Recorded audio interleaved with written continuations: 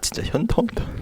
는 매번 우승하는 팀들은 돈을 엄청나게 쓰는데 당장 중국 슈퍼리그, 하브리그 팀 막 승격한 팀들을 보면은 돈을 거의 못 써요. 쓰더라도 뭐 K리그에서 뭐 조금 잘한다는 용병들 뭐 이적료 좀 내고 영입한다 뭐 그 정도. 또는 J리그 선수라든지 또는 유럽 뭐 중소리그 최상위 리그나 또는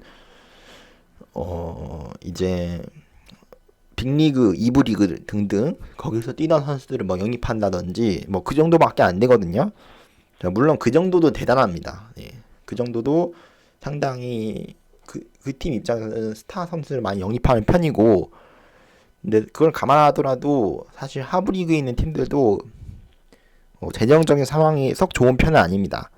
뭐 하부 리그라고 해서 뭐 상태가 좋냐? 오히려 위에보다 아래가 더 안 좋아요. 네, 물은 위에서 아래로 흐르잖아요. 결국엔 나중에 아래쪽 있는 물에 이제 물이 고이는데 나중에는 그 물이 계속 멈춰 있으면서 결국에는 썩게 돼요. 그러니까 아래쪽이 더 심하다는 거예요. 재정적 상황이 더 악화됐다는 소리입니다. 자, 그러다 보니까 당연히 하브리그에 있는 팀들이 상당히 안 좋겠죠. 이제 최상위 리그에 있는 팀보다 뭐 이제 와서는 중국 슈퍼리그 자체가 흔들리고 있긴 하지만, 그러다 보니까 뭐 J리그로 임대 가는 경우를 보면은 J리그 1으로만 임대 가는 게 아니라 J2 리그로 임대하는 경우가 상당히 많이 있거든요. 심지어는 J3 리그까지 좀 하부 리그로 임대 가는 경우도 상당히 많기 때문에 당장 J2 리그나 J3 리그를 보면은 우리가 모르는 선수들도 상당히 많아요. 이 선수 한국인인데? 근데 왜 우리가 모르지?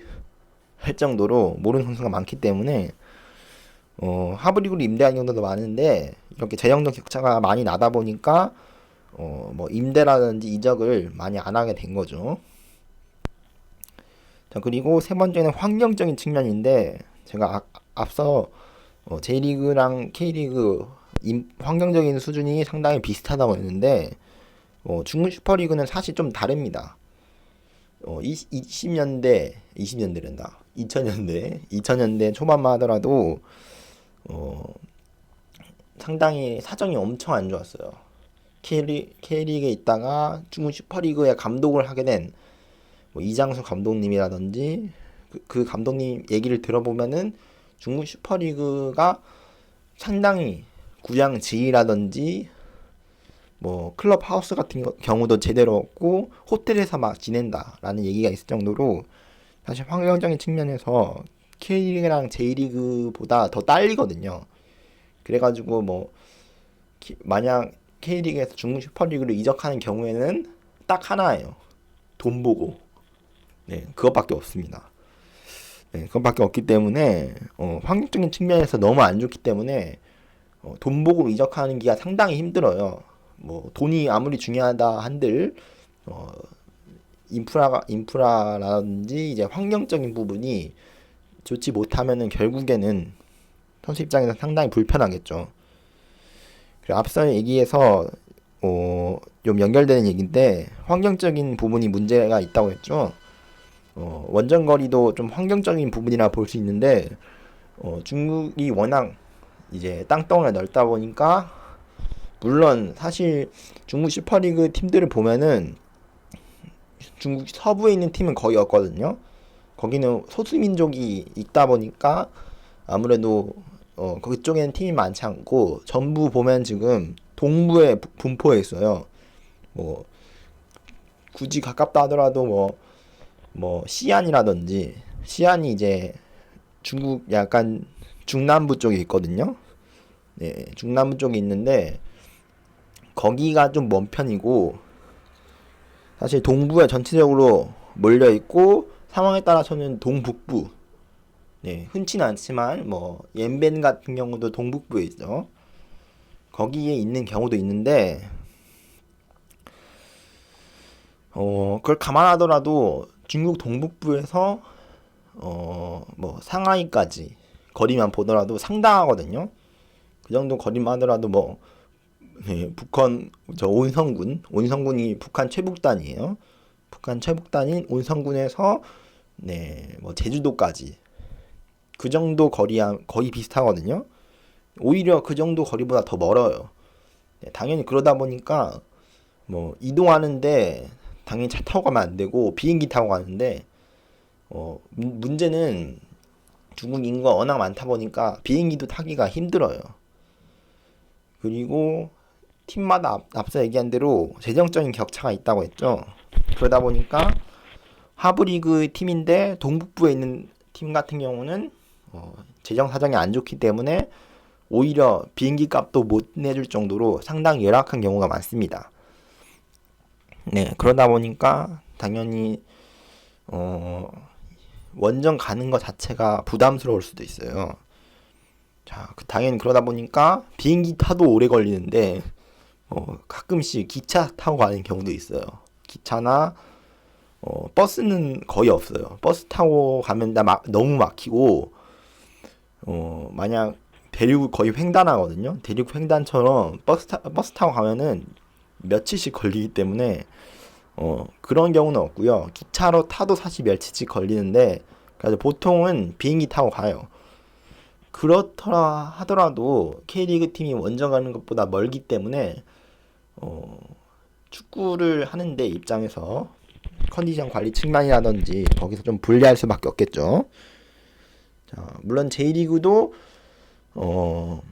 저기 류크 FC랑 FC 류크랑 저 북단에 있는 누구냐 그 콘사도레 사포로인가?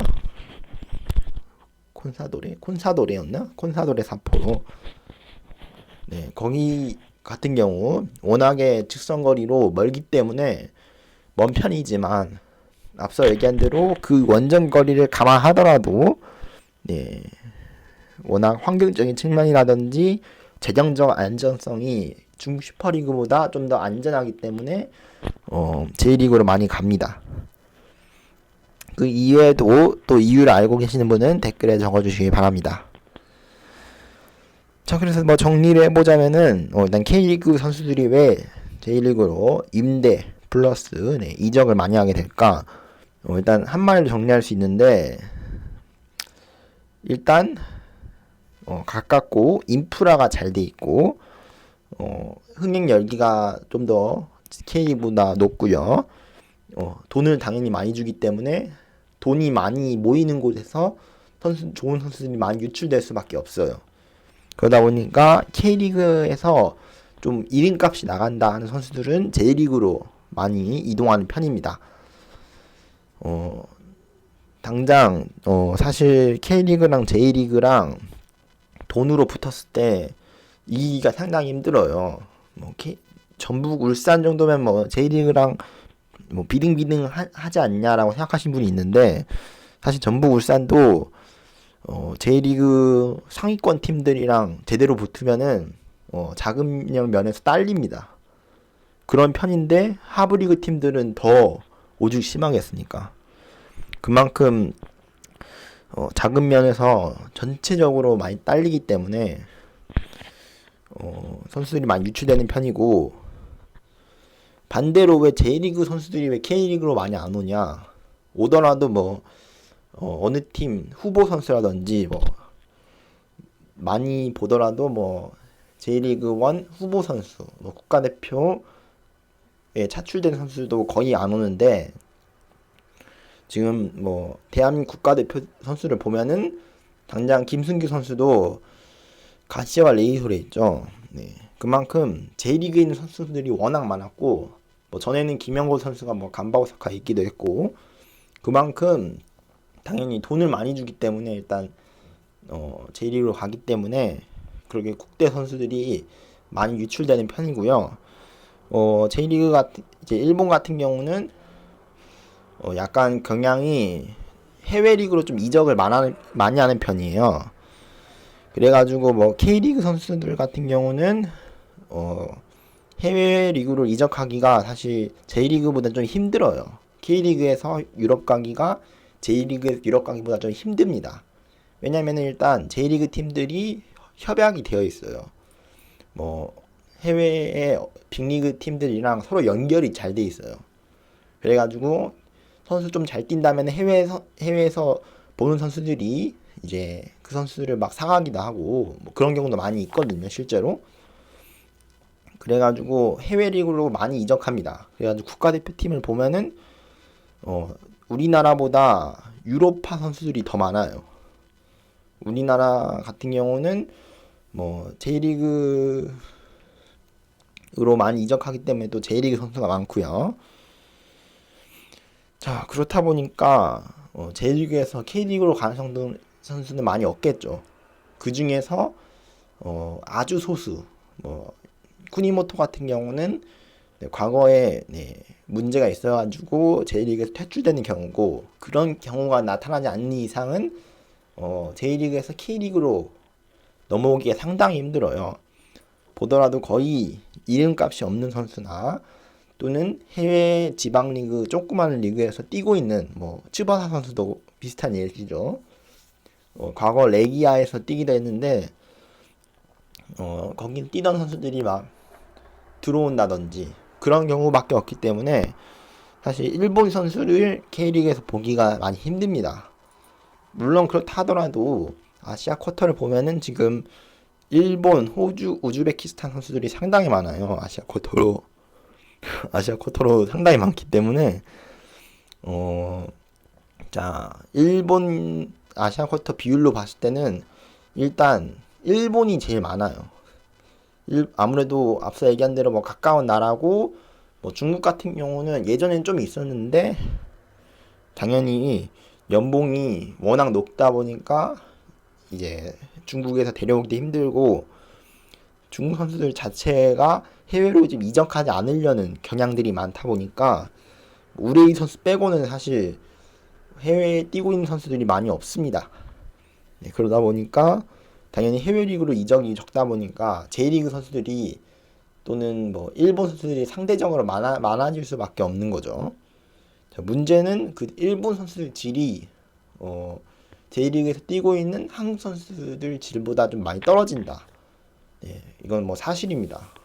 일단 앞서 얘기한 대로 팀 수부터 이제 J리그 규모가 K리그 규모를 넘어서고 있기 때문에 냉정하게 봤을 때는 어쩔 수 없는 측면입니다. 그러니까 지금 이 상황이 계속 반복되면은 K리그인 선수들이 J리그로 유출되는 일이 앞으로 더 많이 일어날 거예요. 사실 그걸 막기 위해서 뭐 K리그 5년율이 제정되는 등 선수 유출을 최대한 막고자 노력은 하고 있지만, 그럼에도 불구하고 K리그에서 J리그로 가는 선수들이 너무 많아요. K리그에서 타리그로 가는 선수들보다 J리그로 가는 선수들이 더 많이 있습니다. 매년 꼭 한두 명씩은 무조건 나오고요. 사실 한두 명으로 끝나면 다행인데 3명 이상씩 나오는 경우도 상당히 많이 있기 때문에 반대로 J리그에서 K리그로 가기 상당히 많이 힘듭니다. 뭐 연봉을 주전급 선수들을 영입하기 위해서는 연봉을 깎고 와야 한다든지, 여러모로 안타까운 상황입니다. 일단 이 상황을 타개하기 위해서는 뭐 일단 K리그의 리그 질을 바꿔야 돼요. 일단 좀 더 구단들이 투자를 더 많이 해야 돼요. J리그 팀보다. 뭐 이건 당연한 거죠. 스포츠는 돈입니다. 사실 돈이 뭐 옛날에 뭐 다른 종목이긴 하지만 제가 머니볼이었나 머니게임이었나, 그래서 그걸 본 적이 있는데, 사실 돈보다는 그렇게 뭐 전력 분석이라든지 그런 것도 중요하긴 하지만 그거는 전력 차이가 조금 났을 때 얘기고요.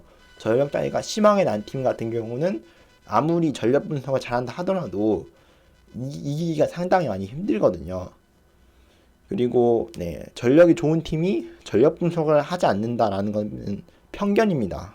뭐 오히려 그렇게 전력이 좋은 팀이 더 철저하게 전력 분석을 하기도 하고, 그렇다 보니까 여러모로 좀 투자를 K리그가 많이 했으면 좋겠습니다. 결론은 K리그 구단들이 투자를 좀 더 많이 했으면 좋겠다. 그게 결론이고요. 추가로 더 하자면은 K리그 우승 상금, FA컵 우승 상금 그런 것도 좀 더 늘렸으면 좋겠습니다.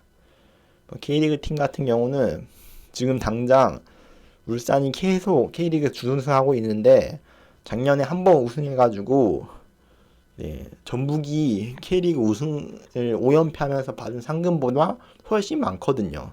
거의 5배 이상 많은데 그렇다 보니까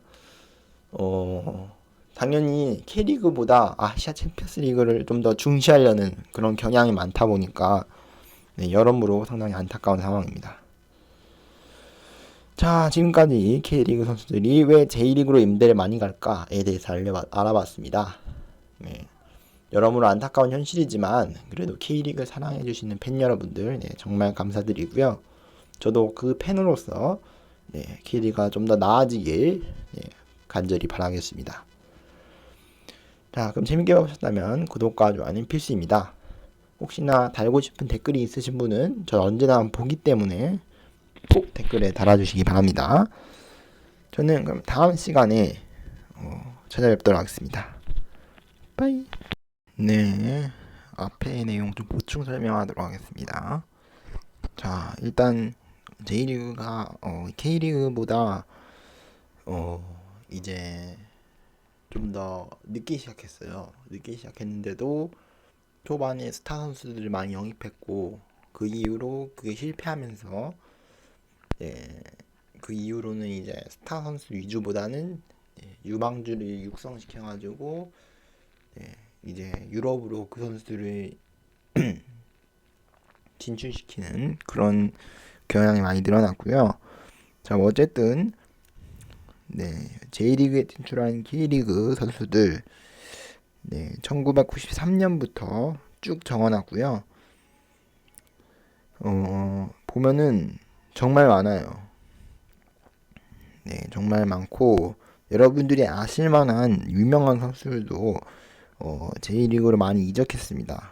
이게 지금 J리그 전체 진출한 선수가 아니라 J리그 최상위 리그인 J리그 1에 진출한 선수들을 쭉 나열했습니다. 1993년부터 J리그 프로리그로서 공식 개막했을 때부터 지금까지 쭉 이렇게 전부 나열해놨고요.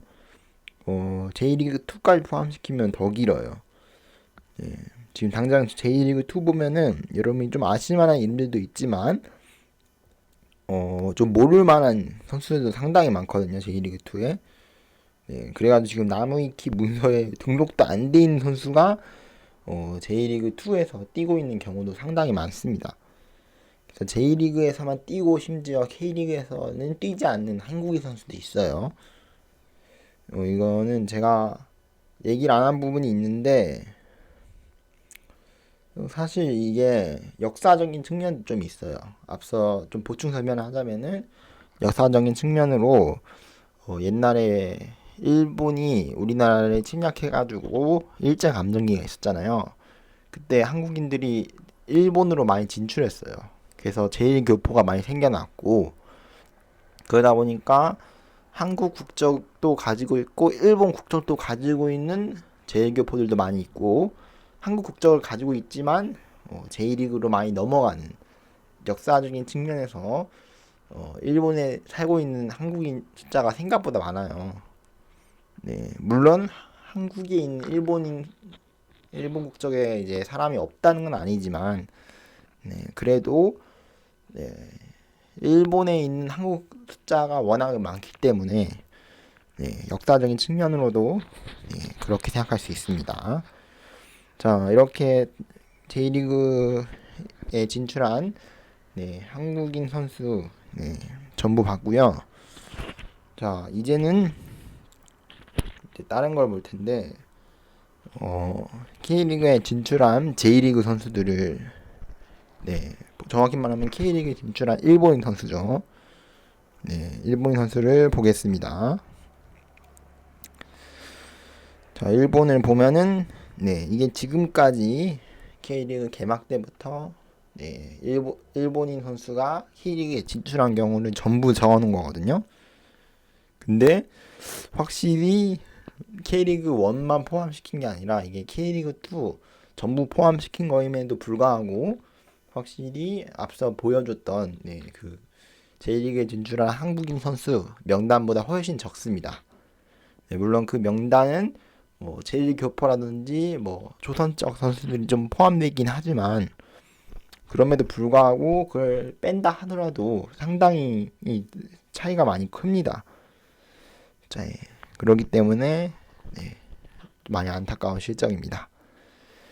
자, 그럼 정말로 보충 설명 다 끝났으니까 끝내도록 하겠습니다. 빠이.